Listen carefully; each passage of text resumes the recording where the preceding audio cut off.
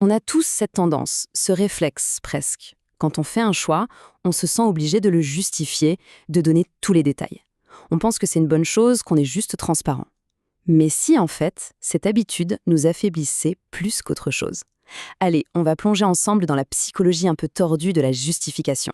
Imaginez la scène, c'est un grand classique. On reçoit une invitation et on ne peut pas y aller. Et là, au lieu de dire simplement « non merci », on se lance dans une tirade. Le projet urgent à finir, la fatigue de la semaine, le lointain cousin à aller voir. La phrase pourrait faire 5 mots, mais non, elle s'étire, elle s'allonge, comme si on devait absolument prouver que notre non est valable. Et voilà, c'est là la question centrale. Toute cette avalanche de détails, est-ce que c'est vraiment pour être clair avec la personne en face ou est-ce que c'est pas, au fond, une façon de se défendre, de se protéger d'un jugement qui, bien souvent, n'existe que dans notre tête? Alors, commençons par décortiquer ce mécanisme. Un mécanisme que l'on pourrait appeler le piège de la justification. C'est précisément le moment où nos bonnes intentions se retournent contre nous. Parce que, soyons honnêtes, à la base, l'intention est bonne, vraiment.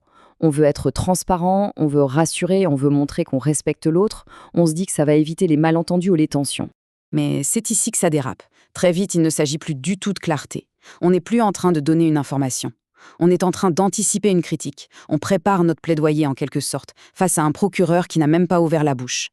Et cette posture, cette manie de se défendre avant même d'être attaqué, ça déclenche une dynamique psychologique assez folle, une sorte de procès involontaire dont personne n'est vraiment conscient.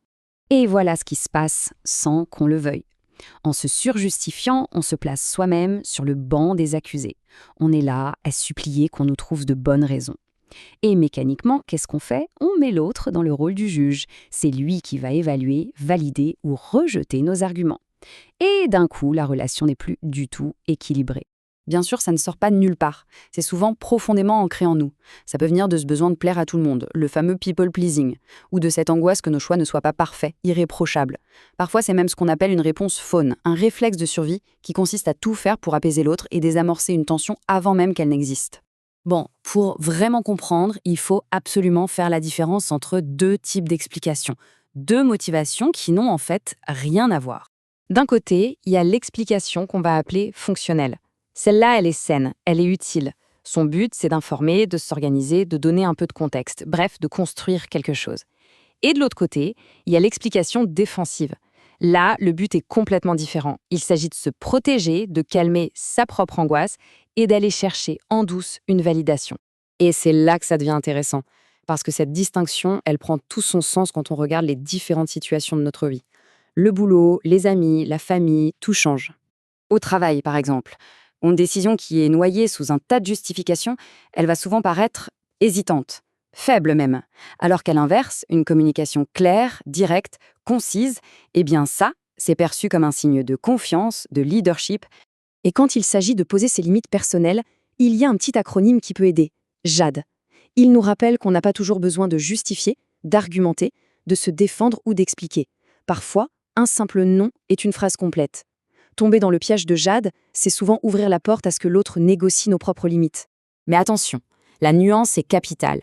Dans les relations intimes, avec les gens qu'on aime, c'est une autre histoire.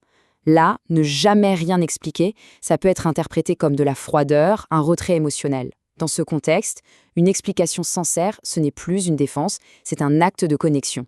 C'est un cadeau qu'on fait à l'autre pour nourrir la confiance. On le voit bien, le vrai sujet, ce n'est pas faut-il ou non expliquer. La vraie question, c'est l'intention qu'il y a derrière nos mots. Voilà. C'est ça, la question introspective qu'il faut se poser. Avant de parler, juste une petite pause. Là, maintenant, est-ce que j'explique pour informer, pour créer du lien, ou est-ce que j'explique pour me défendre, pour qu'on valide? La réponse à ça, elle change absolument tout. Et concrètement, une communication plus assurée, ça ressemble à ça.